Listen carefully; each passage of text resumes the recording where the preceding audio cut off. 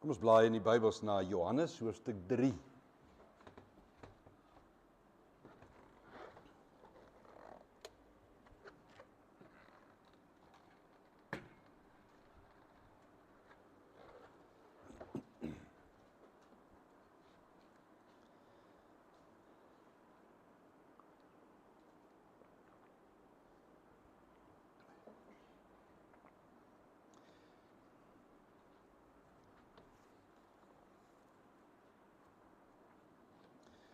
Die evangelie van verlossing is duidelik en is maklik om te verstaan. God het die mens baie goed gemaak, maar weens sonde en ongeloof en ongehoorsaamheid is die hele mensdom, alle mense, ek en jy ook, alle mense is in 'n sonde dood. Ons is gedoem tot God se ewige helse straf, die hele mensdom.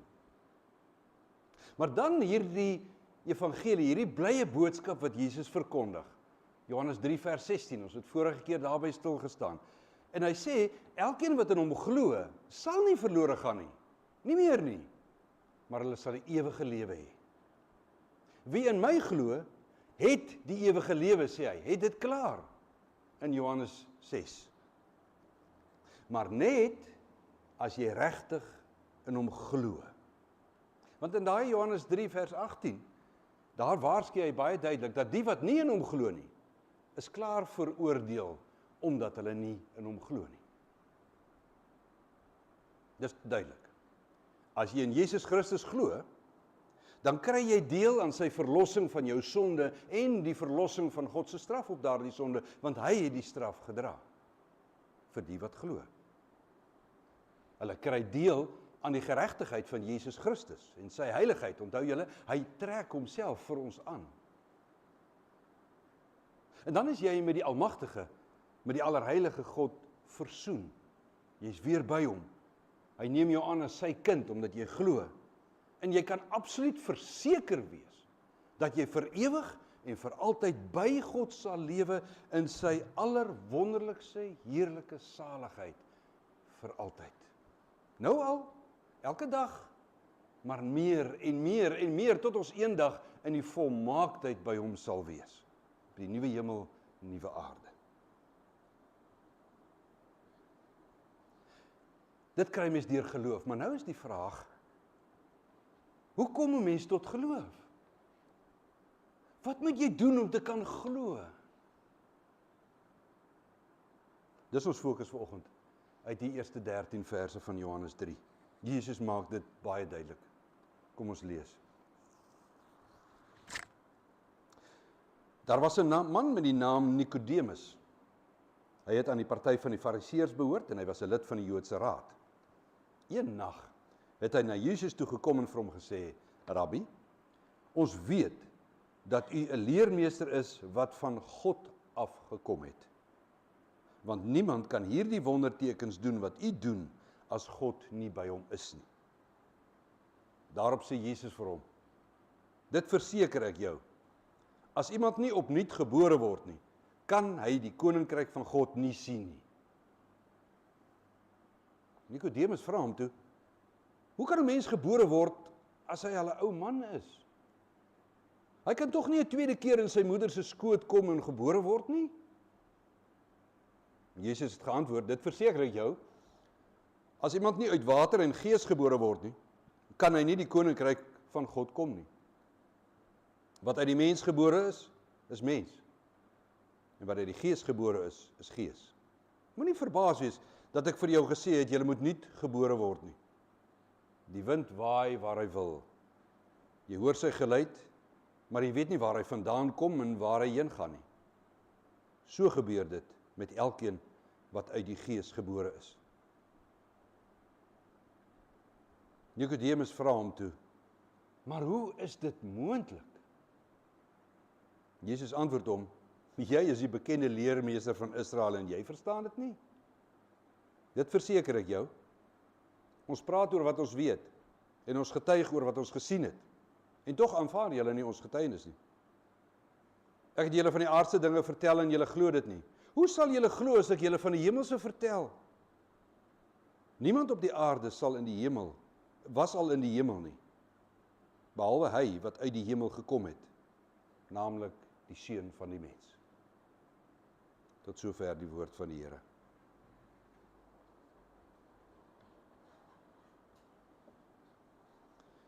Mens kry deel aan die koninkryk deur geloof. Maar hoe kry jy geloof? Wat moet jy doen? Nikodemus was nie sommer 'n gewone Jood nie. Hy was 'n rolmodel van godsdienstige sukses. Hy was 'n fariseer en baie toegewyd aan die wet. Hy was lid van die Joodse Raad, 'n politieke leier in hulle tyd. Hy was 'n bekende leermeester. Hy was deel van die akademiese elite en hy het die Bybel van hoed tot kant baie goed geken. Hy het alles gehad wat 'n mens sou dink jy nodig het om by God en in sy hemelse hemelryk te kom. Hy het die regte DNA gehad as 'n afstammeling van Abraham. Hy was onberispelik in sy ywer om die wet na te kom. Maar ten spyte daarvan staan hy voor Jesus raad op, verward, onseker. Sy vroomheid kon nie die vrae in sy gemoed stilmaak nie.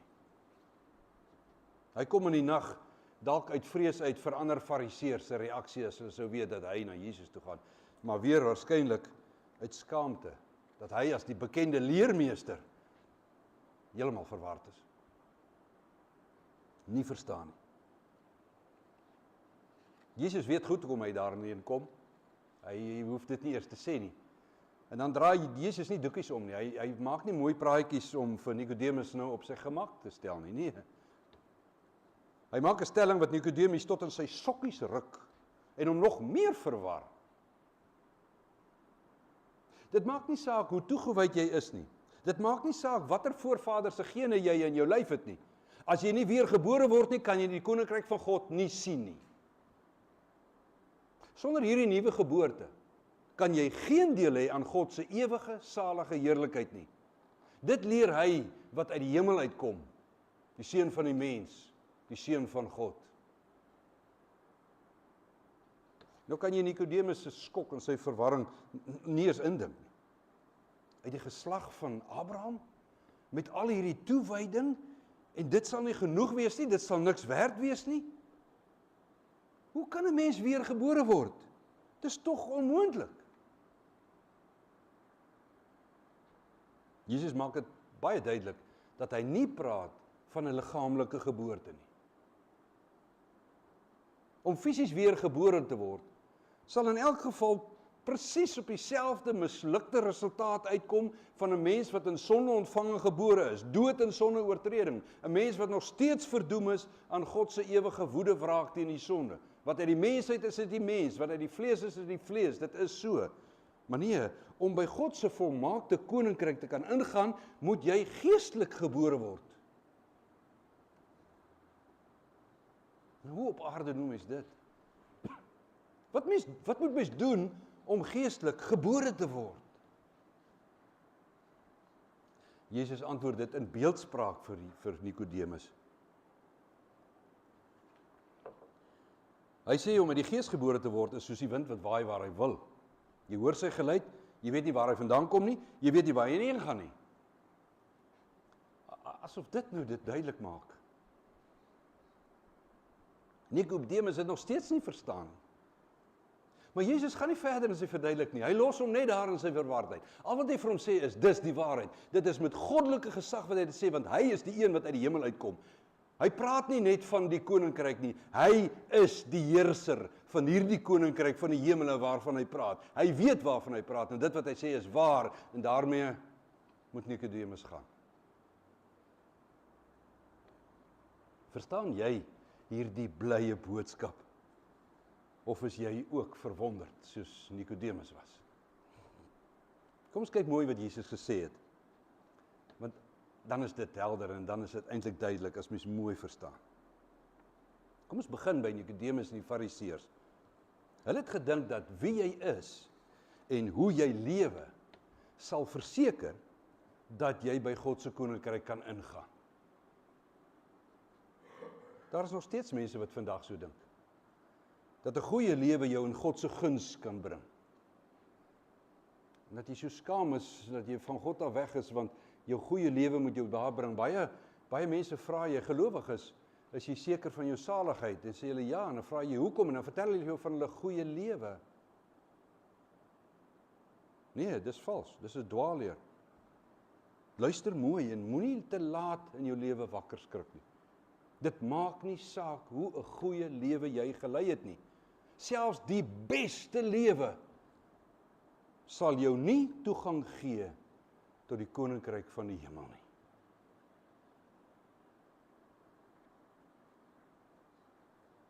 En met sy hemelse goddelike gesag leer Jesus vir ons, daar is een ding wat absoluut noodsaaklik is, om in God se heerlike, salige hemelryk te wees. Jy moet deur water en gees van bo af gebore word, deur die Heilige Gees wat dit doen wanneer hy wil en in wie hy wil. Jy het self geen beheer daaroor nie. Daar is niks wat ek en jy kan doen, wat enige mens kan doen, om dit te laat gebeur nie. Ek weet nie of jy agtergekom het nie, maar ek het nou gesê dat jy van bo af gebore moet word, en nie weergebore moet word nie. Weergebore is nie 'n verkeerde vertaling nie. Maar hierdie woordjie wat Jesus gebruik, word in die res van Johannes, elke keer wanneer hierdie woord voorkom, word hy vertaal met van bo af. Soos later in hoofstuk 19, wanneer Jesus vir Pilatus sê, jy sou geen gesag gehad het as dit nie van bo af, van God af vir jou gegee is nie. Ons vind dit ook in Matteus 27 vers 51, dat die voorhangsel van bo af geskeur het, toe Jesus gesterf het. Hy praat dus van 'n geboorte wat van bo af kom.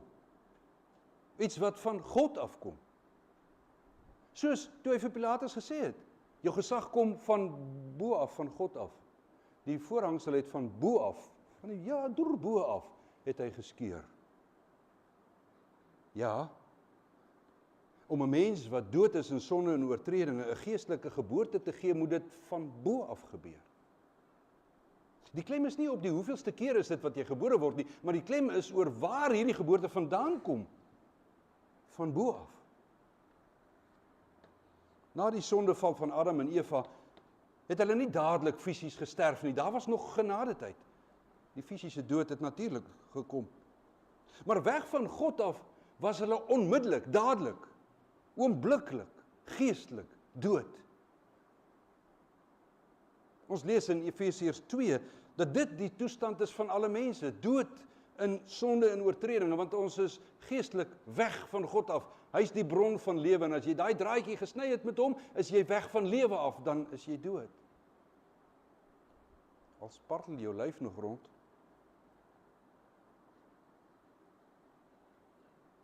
En dit is uit hierdie geestelike dood uit, wat die Heilige Gees ons van bo af, van God af weer lewendig maak, om nu te kan lewe, nuwe mense, soos Paulus later baie keer skryf. Geen mens kan self uit die dood uit weer lewendig word nie. Geen mens kan selfs eers besluit om te wil lewe nie. Wat 'n besluit kan 'n lijk dan nou neem?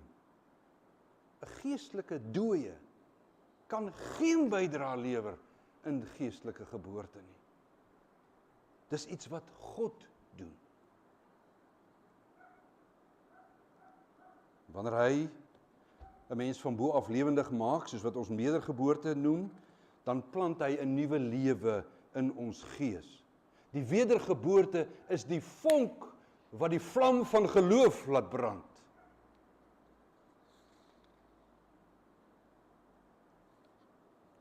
Die wedergeboorte is die vlam van geloof, as die vonk van geloof wat ons oë oopmaak, sodat ons sonde kan sien en daarvan bekeer.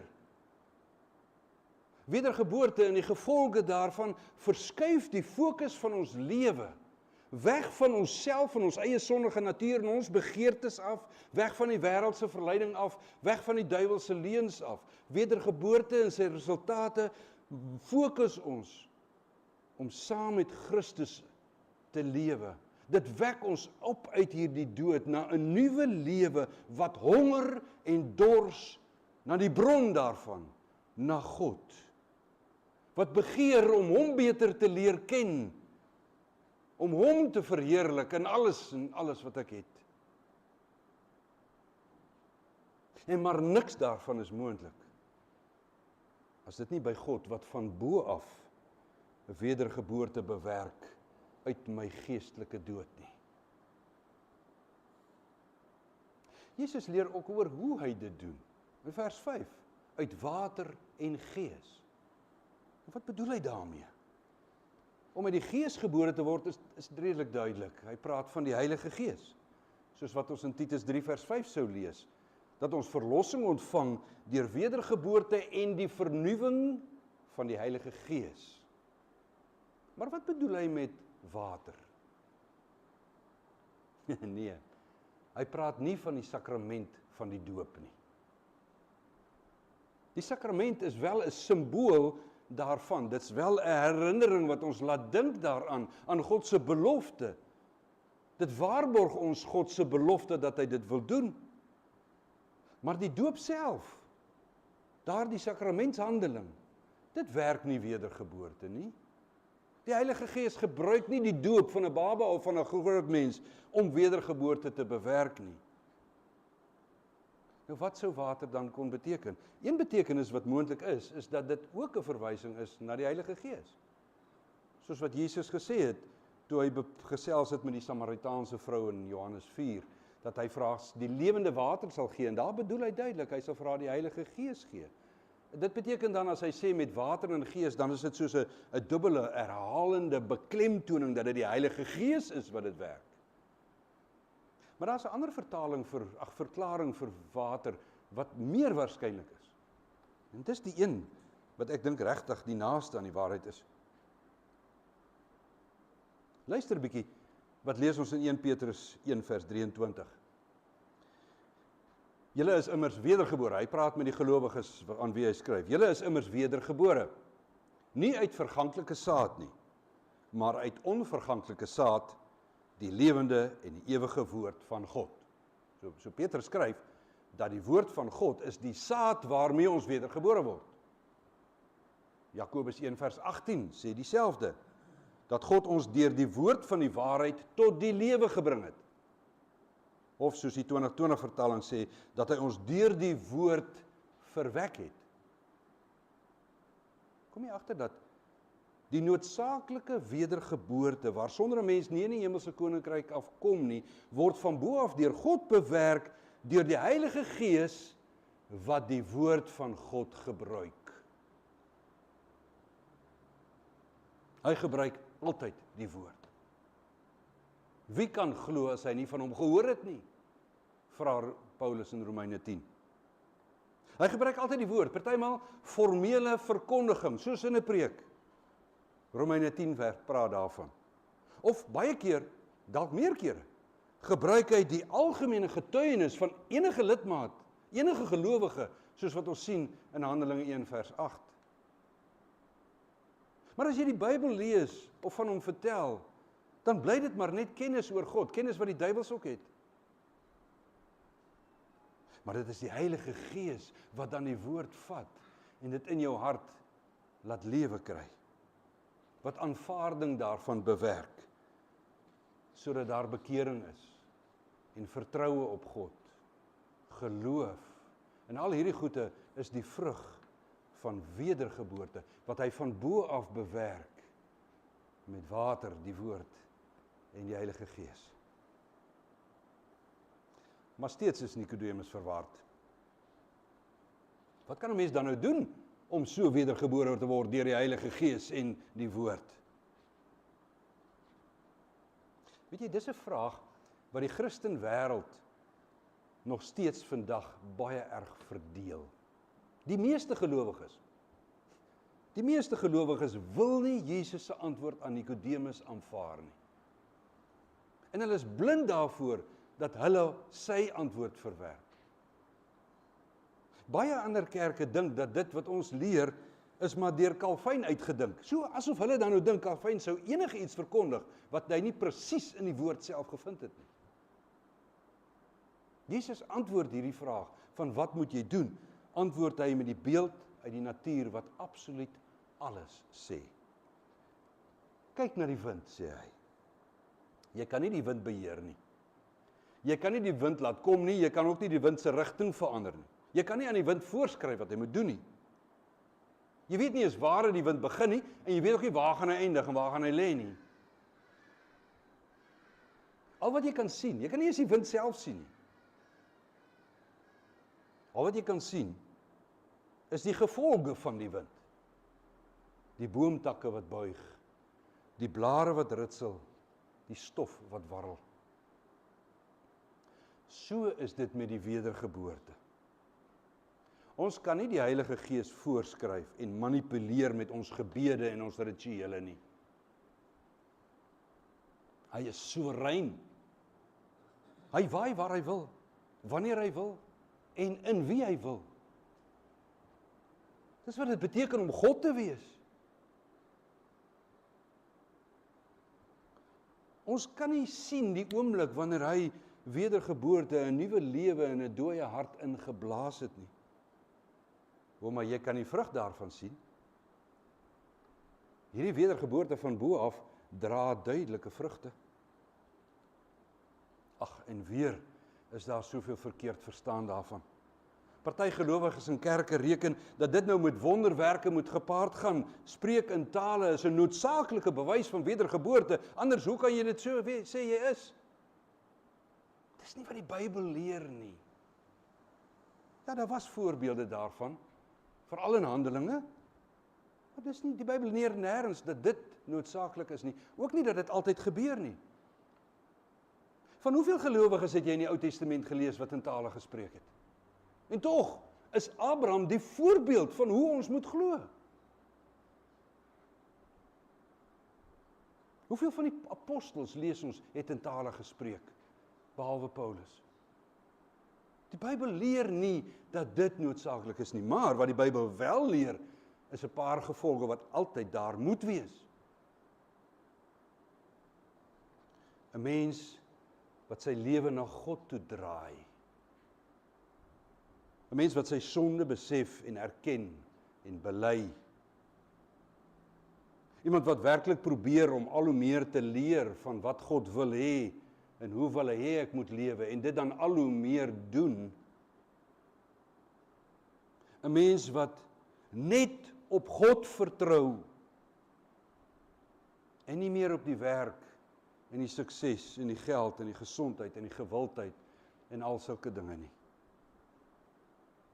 Om te glo is om in geloof te lewe. Jakobus sê baie duidelik, as 'n liggaam nie asemhaal nie, is hy dood.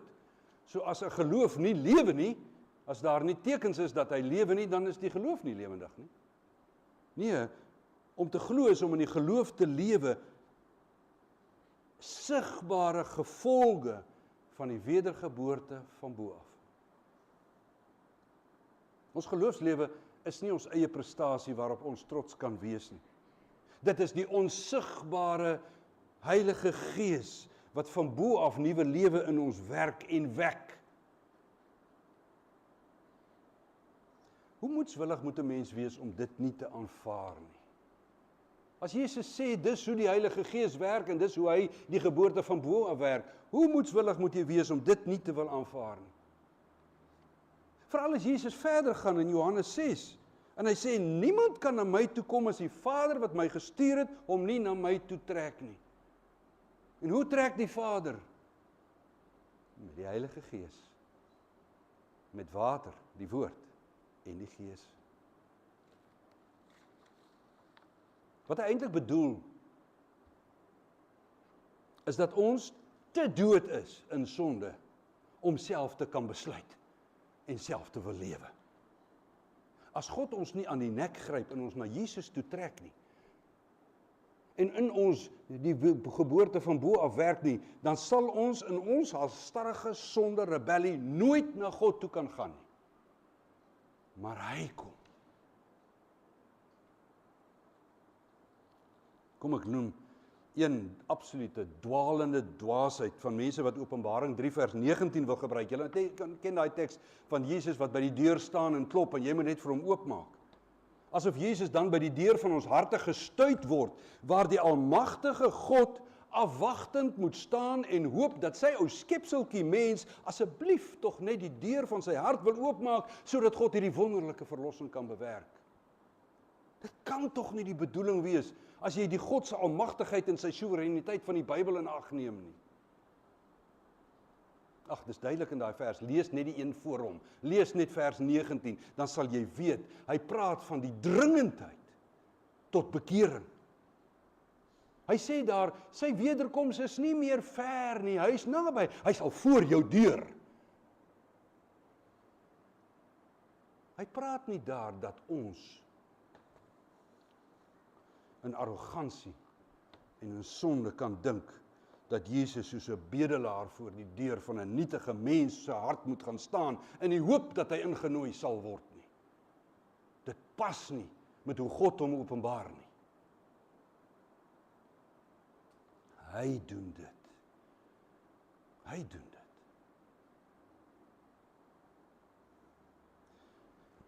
Nou wat maak ons met alles hierdie? Dit bring ons by hierdie belangrike vraag vir jou en vir my.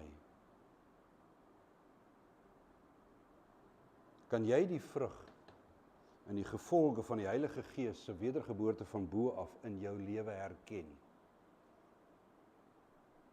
Is jy wedergebore? Dis 'n belangrike vraag. Want daarsonder sal jy nie die koninkryk van God sien nie. Kan jy en mense in jou lewe al agterkom dat die Heilige Gees jou lewensrigting verander het, sodat die rigting van jou lewe anders is as die massas mense in die wêreld? Is die vrugte van wedergeboorte wat hy van bo af werk in jou sigbaar?